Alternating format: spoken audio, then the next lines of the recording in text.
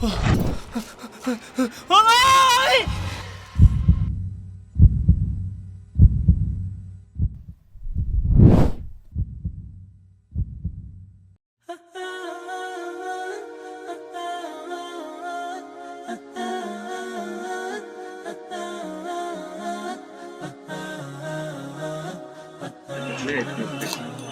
আলাইকুম ভাই। ওয়ালাইকুম আসসালাম। কি ব্যাপার, তোমরা তো সকাল সকাল? ভাই একটা খুশি সংবাদ আছে। কি লটারি টটারি পাইছো নাকি তোমরা? আরে না ভাই, কি যে বলেন ভাই, আমার বন্ধু জিহাদের স্বপ্নের ভার্সিটি হয়ে গেছে ভাই। ও খুব শীঘ্রই ফিনল্যান্ড চলে যাবে। তাই নাকি জিহাদ? জি ভাই, কবে যাচ্ছ? ইনশাল্লাহ ভাই 10 তারিখে চলে যাব, দোয়া করবেন। ঠিক আছে, দোয়া রইলো তোমার জন্য, যাতে হচ্ছে দিনের পথে অটুট থাকতে পারো। তবে ইউরোপে গিয়ে হচ্ছে হালাল হারাম দেখে খাইবা, ঠিক আছে? দিনের পথে অটুট থাকবা। আর হঠাৎ করে জানাইছো তো, তোমার তো আমার একটা উপহার দেওয়া উচিত। তোমার জন্য একটা গিফট, সেটা হচ্ছে এই বইটা। এই বইটাই তোমার জন্য উপহার, ঠিক আছে? আশা করি এই বইটা পড়লে তোমার ইমান আকীদা দুইটাই হচ্ছে সেফ থাকবে, ঠিক আছে জিহাদ? আচ্ছা, দোয়া রেখো তাহলে। আচ্ছা বন্ধু, তুই যা, আমার ভাইয়ের সাথে একটু কথা বলতে। আচ্ছা ঠিক আছে, আল্লাহ আমি একটু পরে আসছি। হ্যাঁ ফয়সাল, কি ব্যাপার তোমার? ইদানিং তো খুব এলোমেলো হয়ে যেতেছো, মসজিদে আসতেছো না, নামাজ পড়তেছো না, কি ব্যাপার বলো তো? ভাই, এই কারণেই তো আপনার কাছে আসছি ভাই। আচ্ছা বলো, আসছো সেহেতু বলো তোমার সমস্যাটা কি, তোমার কাছ থেকে শুনি। ভাই আমি না ইদানিং নিজেকে কোনোভাবে গুনাহ থেকে হেফাজত করতে পারতেছি না। আমি নিজেই দেখতেছি আমি অনেক এলোমেলো হয়ে যাচ্ছি। আমার ইবাদতে কোনো রকমের মনোযোগে আসতেছে না। কোরআনের একটা আয়াত আছে জানো? ইন্নাস সালাতা তানহা আনিল ফাহশাই ওয়াল মুনকার। নিশ্চয়ই নামাজ সকল অশ্লীল এবং অসংখ্য কাজ থেকে হেফাজত করে। বাহ, কোরআন হাদিস সম্পর্কে তো তুমি জানো, তাহলে আমল করতেছো না কেন বলো তো? কোরআন হাদিস তো টুকটাক জানি, কিন্তু আমল তো করতেছি না। আমলে মনোযোগ আসতেছে না, উদাসীনতা কাজ করে ভাই। আচ্ছা, একটা কাজ করতে পারো, বেশি বেশি মৃত্যুর কথা স্মরণ করতে পারো। বেশি বেশি মৃত্যুর কথা স্মরণ করলে অন্তর নরম হয় এবং ইবাদতে মনোযোগ বাড়ে। রাসূল সাল্লাল্লাহু আলাইহি সাল্লামের হাদিস, রাসূল সাল্লাল্লাহু আলাইহি সাল্লাম বলেছেন, তোমরা বেশি বেশি স্বাদ বিনষ্টকারী তথা মৃত্যুর কথা স্মরণ করো। জি ভাই, আমি তাহলে ইনশাল্লাহ আপনার কথাটা আমি অবশ্যই মানার চেষ্টা করব। পূর্বে যেমন মানছি, ইনশাল্লাহ এখনো চেষ্টা করব। আচ্ছা ঠিক আছে পয়সা, তাহলে সমস্যা হলে জানাবা, ঠিক আছে? ভাই যা, দোয়া রাখবেন ভাই। একটু কাজ আছে, হ্যাঁ আসি। আল্লাহ হাফেজ। আসসালামু আলাইকুম। ওয়ালাইকুম আসসালাম।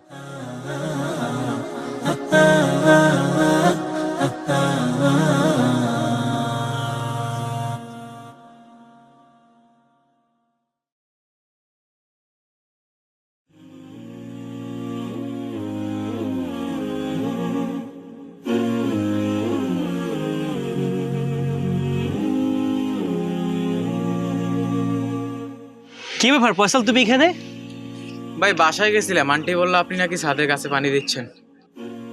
কি কোনো সমস্যা এত সকাল সকাল? হ্যাঁ সমস্যা তো, আপনি আমার একটা লেম যুক্তি দিচ্ছেন ভাই। কি লেম যুক্তি বলো তো? এই যে আপনি আমাকে বলছেন বারবার মৃত্যুর কথা স্মরণ করতে, এতে করে গুনাহ থেকে বাঁচা যাবে। আমি তো সারাক্ষণ মৃত্যুর কথা স্মরণ করি, কই ভাই আমি তো গুনাহ থেকে বাঁচতে পারতেছি না।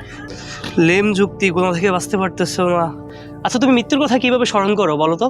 হাঁটতে হাঁটতে আমি মৃত্যু মৃত্যু মৃত্যু মৃত্যু মৃত্যু আমি সবসময় এভাবে স্মরণ করি।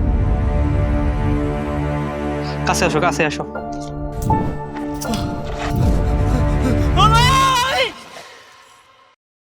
ভাই এনতে বললে মরে যাম ভাই।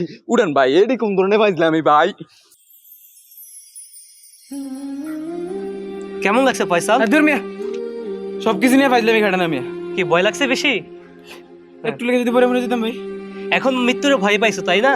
ঠিক এইভাবেই মৃত্যুর কথা স্মরণ করতে হবে, ঠিক আছে? নাহলে সারাদিন মৃত্যু মৃত্যু মৃত্যু মৃত্যু বলে জিজ্ঞেস করলে হইব না, বুঝছো ফয়সাল?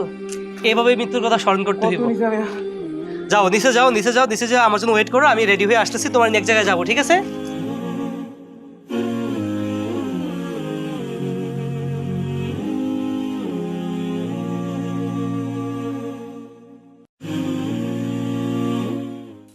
ভাই আমরা কবরস্থানে আসলাম কেন?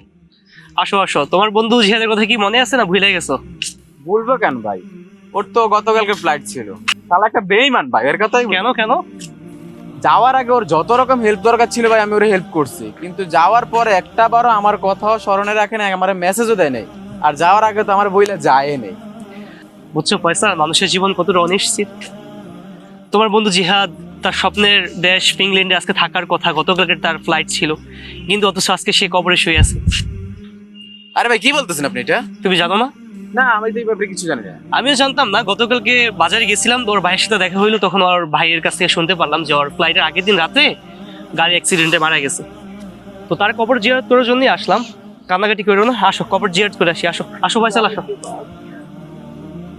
মৃত্যু কখনোই বলে কয়ে আসে না, হুট করে আসে আর আমাদের উপহার দিয়ে যায় এক অন্যরকম জীবন। সেই জীবন কারোর জন্য আনন্দের, আবার কারোর জন্য যন্ত্রণার। রাসূল সাল্লাল্লাহু আলাইহি ওয়াসাল্লাম ইরশাদ করেন, আকসিরু যিকরা হাদিমিল লাযযাত, জীবনের স্বাদ বিনষ্টকারী মৃত্যুর কথা বেশি বেশি স্মরণ করো। বেশি বেশি মৃত্যুর কথা স্মরণ করার মাধ্যমে আপনার অন্তর নরম হবে এবং ইবাদতে মনোযোগ আসবে ইনশাআল্লাহ।